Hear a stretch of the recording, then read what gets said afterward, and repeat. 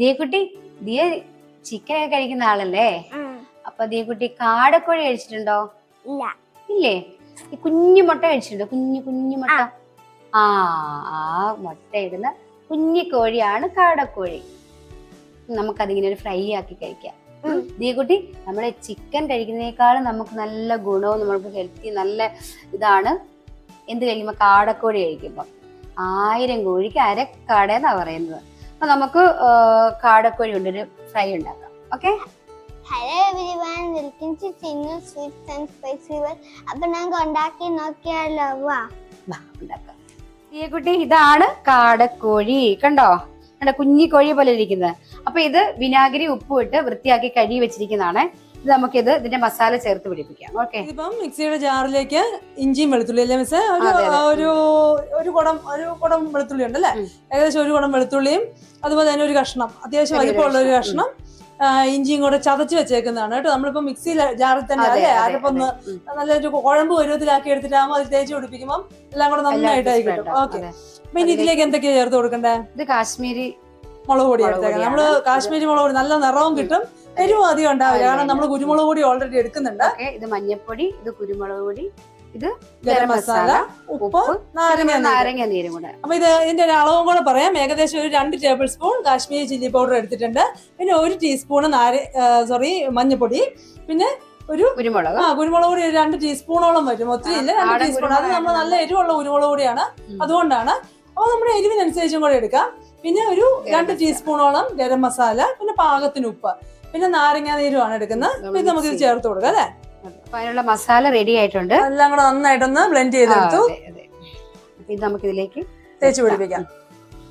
നന്നായിട്ട് നമ്മളത് ഉള്ളിലേക്കൊക്കെ ആയിട്ട് നന്നായിട്ട് തേച്ച് അങ്ങ് പിടിപ്പിച്ച് വെക്കണം അല്ലേ? ഒരു അരമണിക്കൂർ നേരം പിടിപ്പിച്ച് മാറ്റി. അരമണിക്കൂർ മിനിമം വെക്കണം. മാക്സിമം കുറച്ചേറെ നേരം വെച്ചാലും കുഴപ്പമില്ല, അത്രയും നന്നായിട്ട് അത് പിടിച്ച് കിട്ടും. അത്രേ ഉള്ളൂ.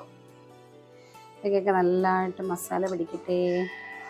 അപ്പം നമ്മൾ അരച്ച് റെഡിയാക്കി എടുത്ത മസാല നല്ലോണം തേച്ച് പിടിപ്പിച്ച് വെച്ചിട്ടുണ്ട്. ഇതിന് ഒരു അരമണിക്കൂറെങ്കിലും നമ്മൾ റെസ്റ്റ് ചെയ്യണം. അരമണിക്കൂർ മിനിമം. അത് നമ്മൾ ഫ്രിഡ്ജിൽ വെച്ച് കൊടുക്കുകയാണെങ്കിൽ പെട്ടെന്ന് ഇതായി കിട്ടും. ഓക്കെ, നമുക്ക് റെസ്റ്റ് ആയിട്ട് മാറ്റി വെക്കാം. നമ്മള് ഇപ്പം ചട്ടി ചൂടാവാനായിട്ട് വെച്ചിട്ടുണ്ടായിരുന്നു. അതിലേക്ക് നമ്മള് എണ്ണ ഒഴിച്ചു കൊടുക്കണം. എത്ര എണ്ണ ഒഴിക്കണം? 3 കാട മുങ്ങി ഒഴിച്ചു. എണ്ണയും ഒഴിച്ചു. ഇത്ര മതിയോ? മുങ്ങി എന്താ പറയാ, ഡീപ് ഫ്രൈക്ക് വേണ്ടിയുള്ള അല്ലേ? എണ്ണ നല്ലോണം ചൂടാവട്ടെ. ഇതിലേക്ക് കുറച്ച് കോൺഫ്ലോർ ചേർത്ത് കൊടുക്കും അല്ലേ മിസ്സേ? നമുക്ക് ഇതിന് നമ്മൾ ആഡ് ചെയ്യുന്ന സമയത്ത് അരപ്പ് ചേർക്കുന്ന കൂടെ അല്ലേ? ഇതെല്ലാം കൂടെ മിക്സ് ചെയ്തിട്ട് ചെയ്യാം. ഇതിപ്പോ അവസാനം നമ്മളൊന്ന് ചേർത്ത് പിടിപ്പിക്കുന്നുള്ളേ ഉള്ളൂ. കുറച്ച് മതി, നല്ല ക്രിസ്പിനെസ് ഒക്കെ കിട്ടും. എണ്ണ ഇപ്പൊ നല്ലോണം ചൂടായിട്ടുണ്ട്. അതിലേക്ക് നമ്മള് ശകലം കരിവേപ്പില ഇട്ട് കൊടുക്കാം. കുറച്ച് കരിവേപ്പില ഒന്ന് ഇടുക. ഇനി അതിലേക്ക് കാലെ തൂക്കി പിടിച്ച് ഇട്ട് കൊടുത്തു.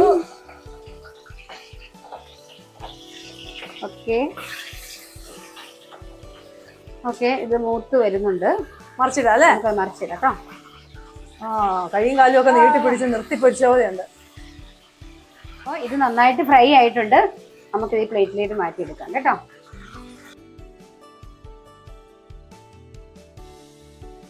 ദിയക്കുട്ടി, ഇതാണ് കാട ഫ്രൈ.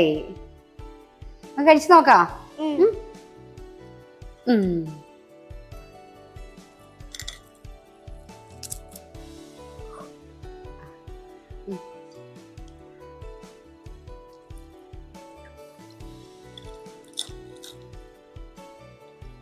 കഴിച്ചു നോക്കാം. ഇത് പിടിച്ചിട്ട്